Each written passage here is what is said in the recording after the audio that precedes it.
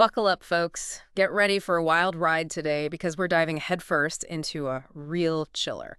The story of the Bloody Benders. Imagine, if you will, the 1870s, the Wild West, and the Osage Trail bustling with folks heading west. Right smack dab in the middle of it all, you had this little inn run by, you guessed it, the Bender family. And using newspaper clippings, court records, and maybe even some spooky local tales, we're going to try to untangle the story. It's almost like they picked that spot on the Osage Trail on purpose. Travelers would be weary, looking for a place to rest, maybe a bite to eat. Yeah, finding rest wasn't exactly unheard of back then. Disappearances happened. But the Benders, well, they seem to have a talent for it. It's like trying to pick out the truth from a ghost story. Let's meet the family, shall we? You've got John Bender Sr., the dad, barely spoke any English by all accounts. Elvira, the mom, let's just say, not winning any popularity contests. Cruel is a word that gets thrown around. And their kids, John Jr. and Kate. This is where it gets really interesting. The rumors about their relationship, right? Siblings, Yeah. married. No one seemed to know for sure. Exactly. It's like trying to nail jelly to a tree.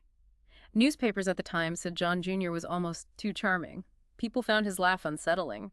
But Kate, entirely different story. Think alluring young woman up on stage talking about spiritualism, free love, claims she could heal people. A true enigma, maybe a manipulator, maybe a little of both. Well, you can't discount the influence of the times, right?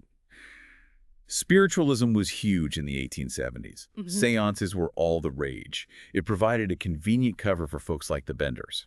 Might have even drawn some travelers to them. Maybe folks just figured, hey, a break from the trail, let's see what this Kate Bender is all about. Little did they know they were walking into a nightmare. And as we dig into these disappearances along the Osage Trail, there's this pattern. And guess who's at the center of it all?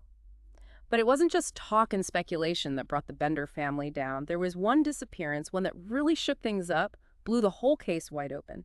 Dr. William York, gone, vanished. Yeah, this wasn't just some random traveler. This was 1873, and Dr. York, his brother, was Colonel Alexander York, a powerful man, Civil War veteran, lawyer, state senator. You didn't mess with the colonel. Not if you knew what was good for you. And the colonel wasn't about to let this go. Organized a search party himself, and guess where it led them? Straight to the Bender's doorstep. Like something out of a story, the colonel, determined to find justice, facing down the people he suspected of such a terrible act. Twice he went there, to the Bender Inn.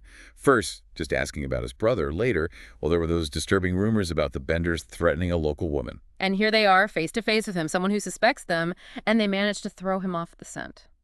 Twice. How did they pull that off? Had to have been good at deception. Cold-blooded, playing the part of innocent folks. But the colonel, he wasn't easily fooled. He may have left their doorstep, but something about it all must have stuck with him. I got a feeling that wasn't the end of it. You're singing my tune. Because not long after, the Benders, they disappeared, vanished into thin air. A cattle driver noticed their animals were just abandoned, the inn totally empty, spooky even. What's that about? Guilty conscience, maybe? They must have known things were closing in, the colonel getting too close, their little act was falling apart. They hightailed it out of there before the truth came out.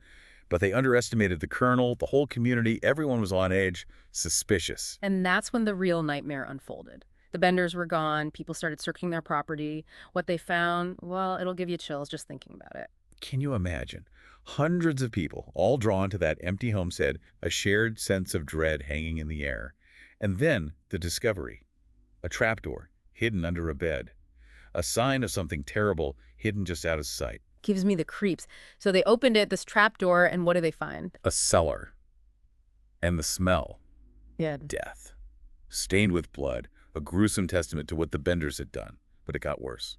They started digging, uncovering bodies all over the property. The orchard, the well, tossed in like garbage. It's just awful, the brutality. As they pulled those bodies out, the true horror of what the Benders had done became clear. At least 12 bodies they found, maybe even more. All killed the same way. Hit with a hammer, throats slashed.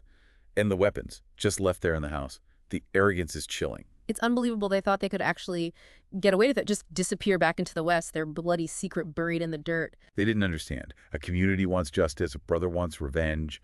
They couldn't outrun that. But their escape, if that's what you call it, makes the mystery even deeper. Did they think they could really just outrun their crimes? Or was it just desperation, trying to vanish, hoping to escape the noose? It's wild, right? A family right here in America doing such horrible things and for so long. And to think they almost got away with it. The manhunt that followed, well, it was pure Wild West. Rewards, posses, everyone and their brother trying to find the Benders. Shows you what it was like back then in the Wild West. Lawless, unforgiving. Justice was swift, often at the end of a rope. Imagine the fear, everyone looking over their shoulder, wondering who they could trust. And through it all, the Benders, poof, like ghosts. They were gone. Sightings everywhere, some nearby, some clear across the country in New York. Lynched. Killed in a shootout. Kate, living under a new name. Who knows? That's how legends are made, right? When the truth is murky, stories fill the gaps. And back then, news traveled slow, word of mouth, unreliable newspapers. Easy to see how these stories took hold. Campfire tales, warnings about the darkness hiding in plain sight. Who doesn't love a good ghost story, especially one with some truth to it? But there were some actual arrests. People were desperate for answers, for justice, or maybe just the reward money. Remember those two women in Michigan? Claiming to be Elvira and her daughter. The papers had a field day with that one. For a while, it seemed like the Benders had finally been caught. But the more they dug, the less sense it made. It was like trying to build a house on quicksand. The evidence was flimsy, eyewitness accounts that didn't add up, some old photos, and the women. Changing their stories, accusing each other of being the real Benders. What a mess. Proved how hard it is to separate fact from fiction, especially in a case this big, this sensationalized. They had to let them go. Not enough proof. So the mystery lives on. Did the Benders escape? Did they use their ill-gotten gains to disappear, start new lives? Or were they caught somewhere out there, victims of frontier justice, their ends lost to history? A question that lingers, isn't it? The Bloody Benders remain an enigma, a chilling reminder that darkness can hide in the most ordinary places. Evil doesn't always announce itself. Sometimes it's as quiet and unassuming as a little inn on a lonely prairie trail. More questions than answers. It's fascinating, but frustrating too. The Benders took their secrets to the grave, leaving us to wonder what really happened, what drove them to do such things, their true identities lost to time. It's a story that's been told and retold, growing stranger with each telling. So what do you think?